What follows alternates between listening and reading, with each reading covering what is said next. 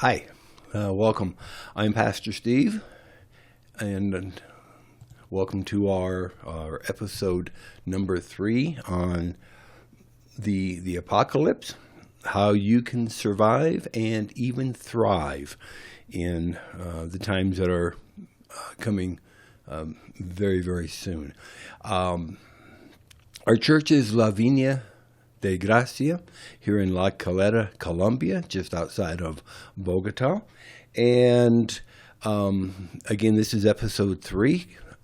And if you have not been following us, you might want to go back to the first 2 episodes to get some background, some introduction as to what we're doing and why we're doing it. I'm going to get right into the message today and forego a detailed explanation of the introduction and why we're doing, why we're looking at the dispensations first and foremost.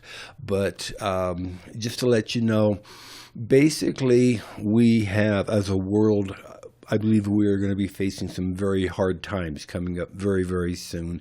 And the church is, in my opinion, not as ready as we need to be for the most part.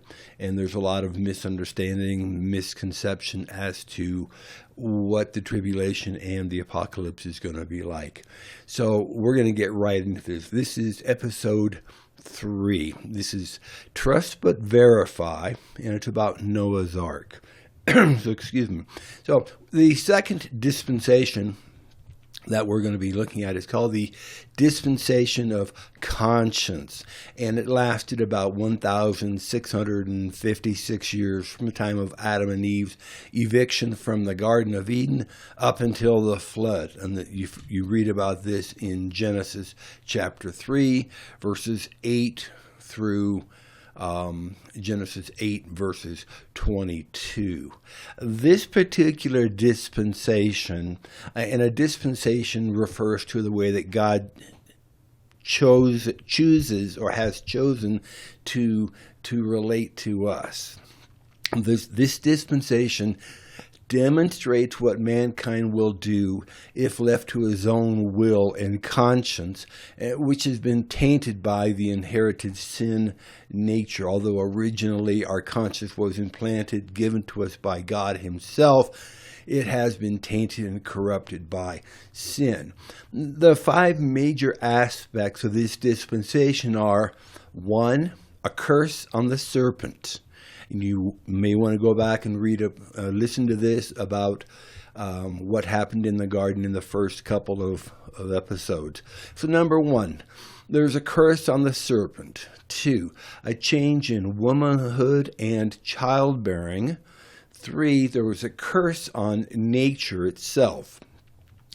4, the imposing of difficult work on mankind to produce food, very different from the way Adam started working in the garden. And 5, the promise of Christ as the seed who will bruise Satan's head. Now, the stewards of this dispensation were and will be, as we're looking at this, Cain and Seth and their families. The time period is from man's expulsion from the Garden of Eden until the flood, Noah's flood, which is, again, is a period of about 1,656 years. The responsibility in this dispensation was to do good and to offer blood sacrifices. And you can read that back in Genesis 3, verse 7, and chapter 22, and chapter 4, verse 4.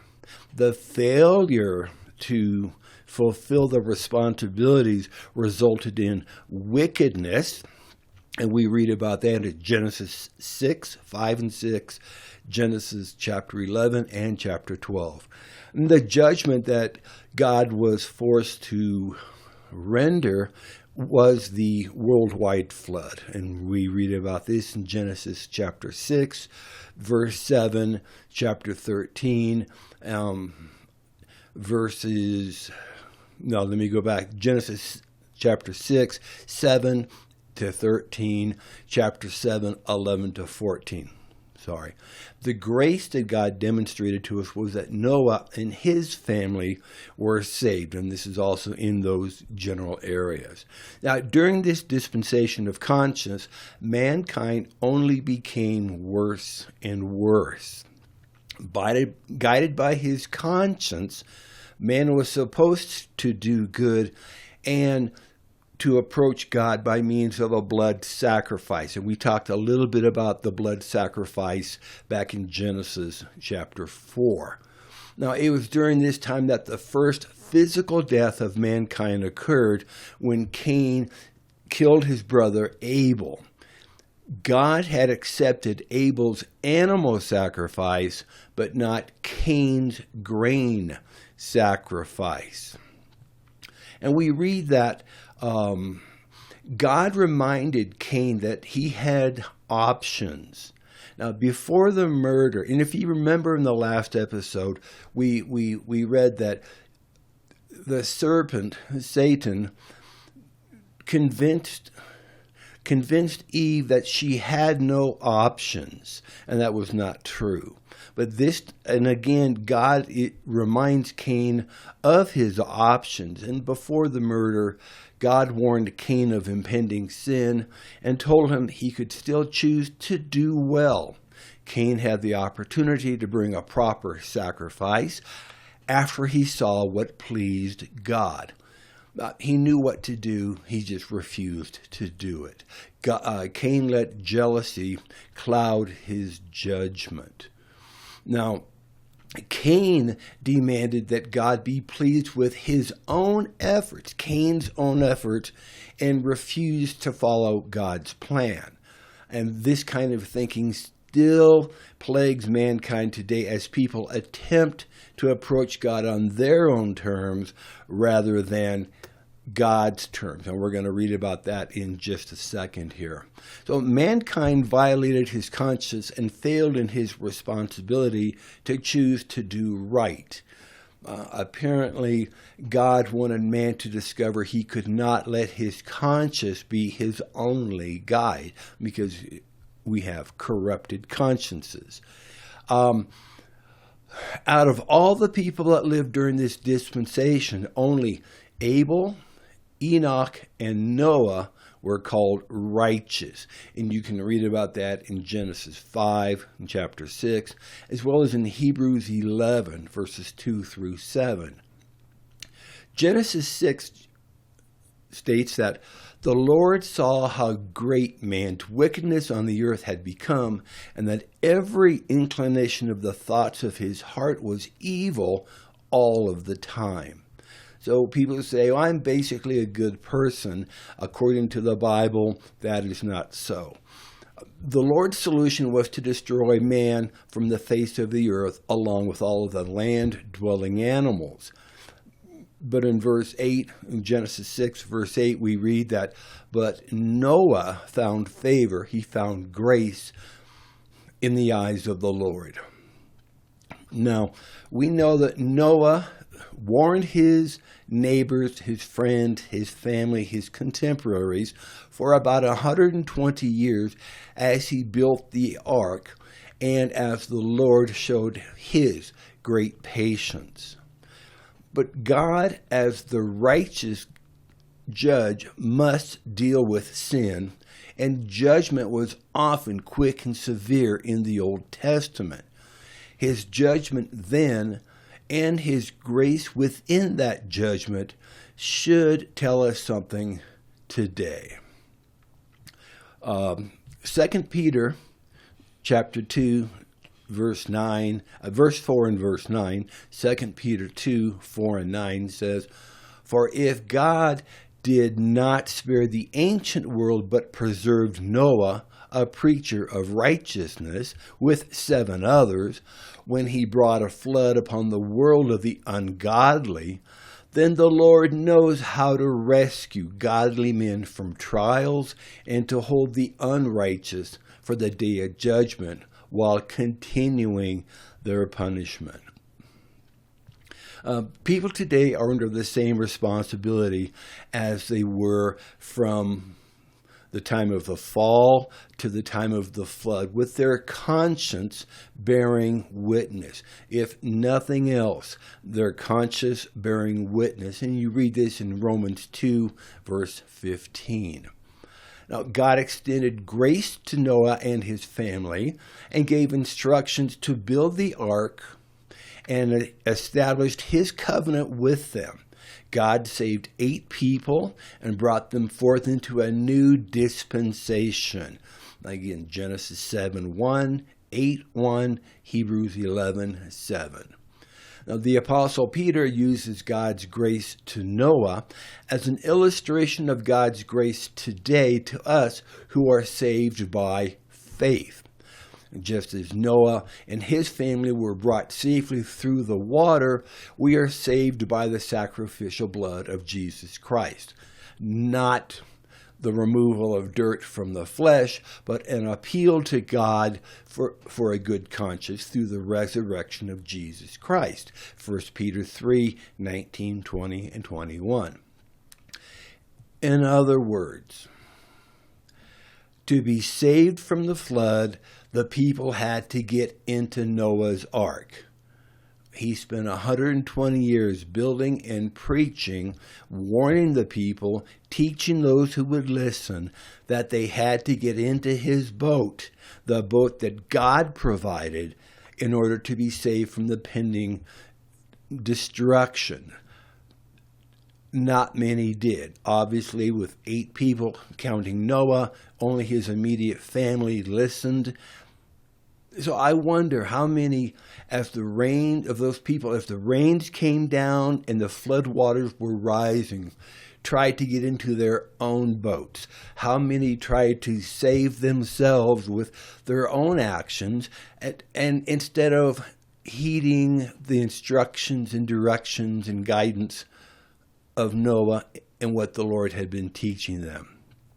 For example, if you turn in your Bible to Isaiah chapter 4, verse 1, Isaiah 4, verse 1, it says, "And in that day 7 women shall take hold of one man, saying, We will eat our own bread, we will wear our own apparel, only let us be called by your name, and then you take away our reproach." What this is saying, these are people who are saying, we want to be called Christians, but we want to do it our own way. We have our own way of doing things. We have our own food. We have our own clothing. Just let us be called Christians and take away our sin, take away our shame, take away our reproach. And it doesn't work that way. And we're going to talk at another time about Isaiah 4:1. Don't be one of the 7 that say, Lord, Lord, and God says, I never knew you. Excuse me. Noah's Ark was a type and foreshadowing of the Lord's holy church today. The rains came down, the floods came up, and all but 8 people perished. Don't be caught in the floods. Don't be caught in the destructions. The real purpose and the entire focus of this series that we're going through is to lay some foundations and to help you to understand how important it is that not only you have a personal relationship with Jesus Christ, and that you trust in him for everything, but that you be obedient to what he is calling us to do. Think of the church as Noah's Ark, because the Bible does very clearly say, when the Lord comes back, before the Lord comes back, the times will be like in the days of Noah. And we're going to talk more about what that really must have been like, and more than just raining. Okay? Don't be left behind. So that's our second dispensation. We'll talk more about that and develop that thought as we go along. The third dispensation is called the dispensation of human government, which began in Genesis chapter 8. God had destroyed life on earth with a flood, saving just one family to start the human race.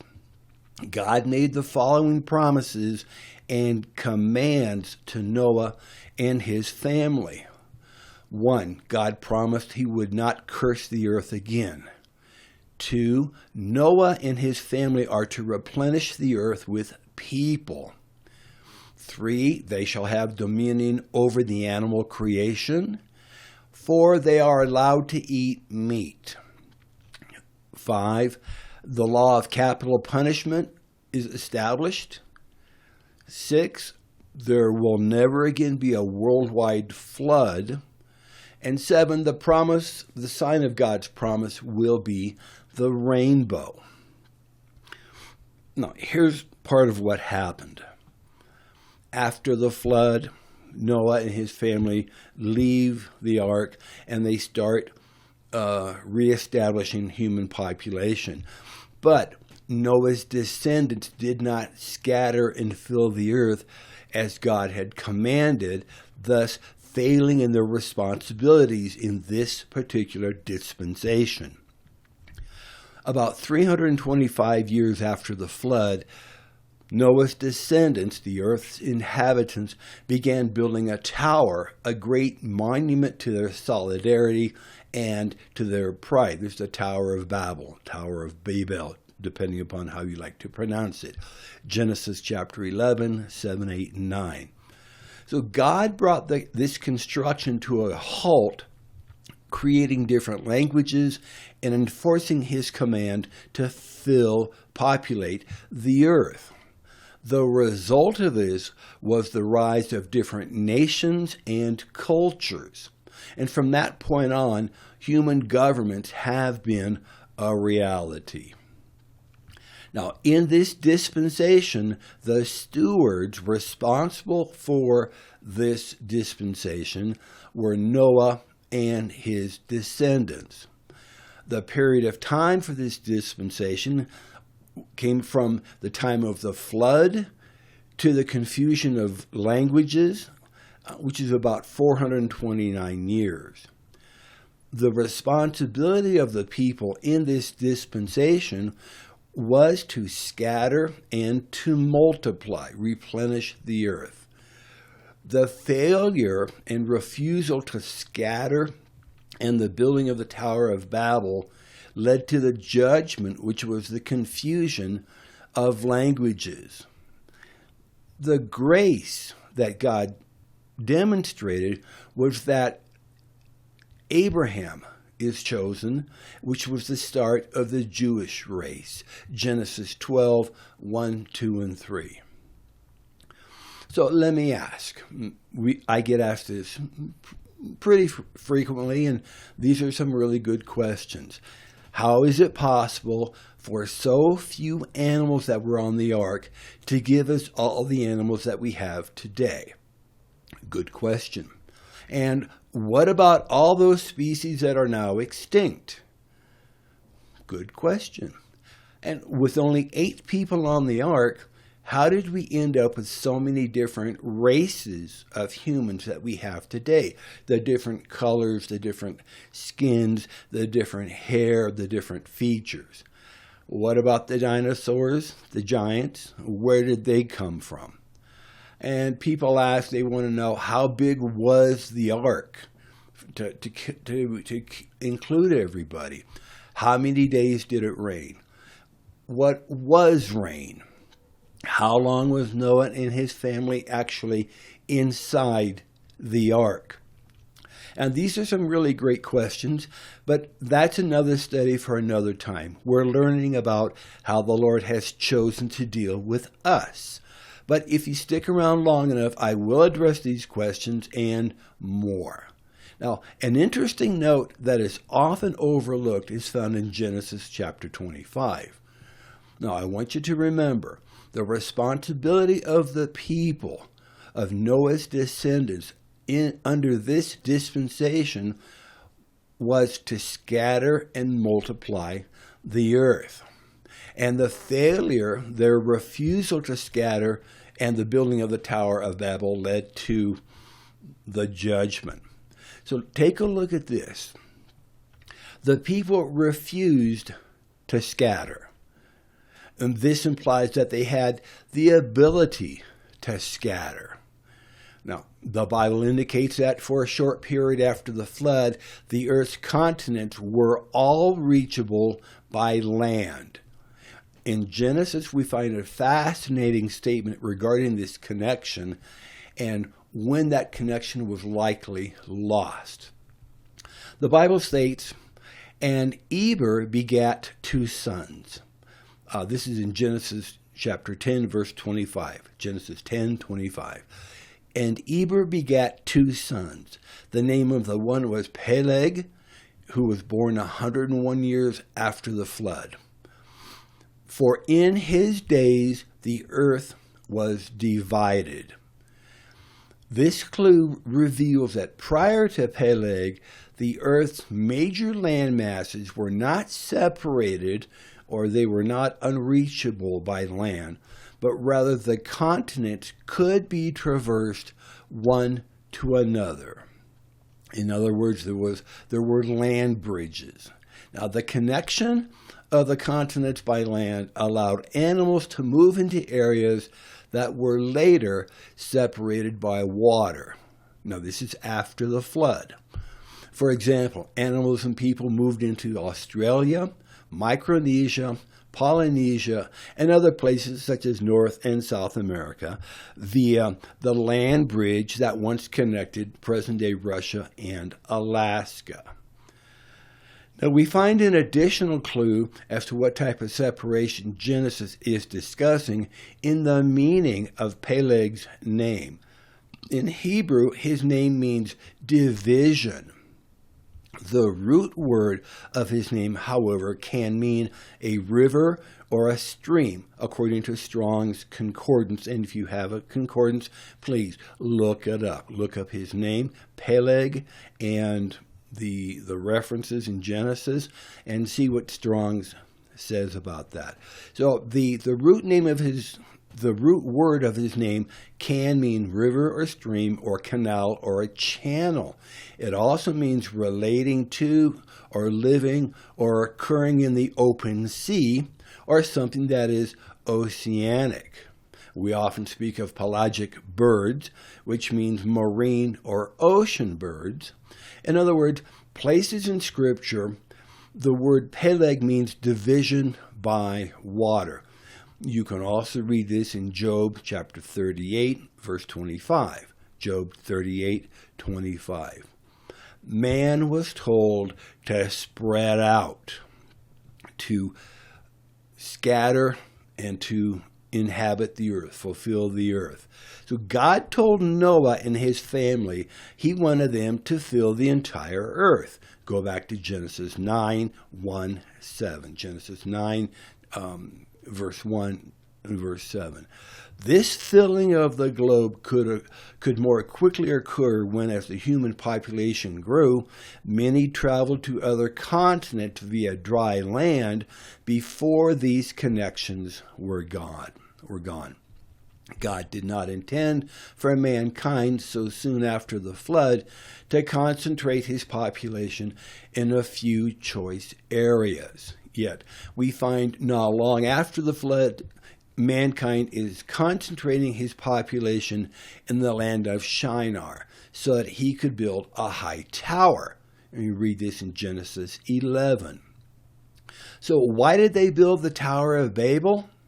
The reasoning man used, according to the Bible, is, let us build us a city and a tower, and let us establish a name for ourselves, lest we be scattered upon the face of the whole earth.